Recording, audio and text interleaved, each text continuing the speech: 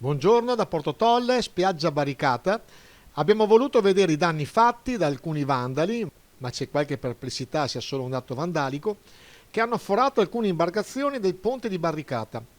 È successo nella notte di venerdì 19 marzo e fortunatamente il tempestivo intervento della ditta Cogead ha permesso di collocare senza ulteriori disagi la passerella e sarà quindi regolarmente in funzione già per il periodo pasquale, zona rossa permettendo. Il sindaco di Portotolle, Roberto Pizzoli, aveva pronunciato parole amare per l'episodio.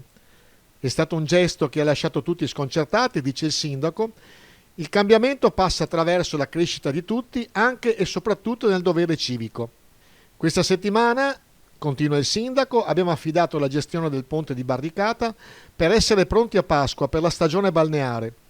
Immediatamente qualcuno ha trovato il modo di andare a forare un paio di imbarcazioni che sorreggono il ponte.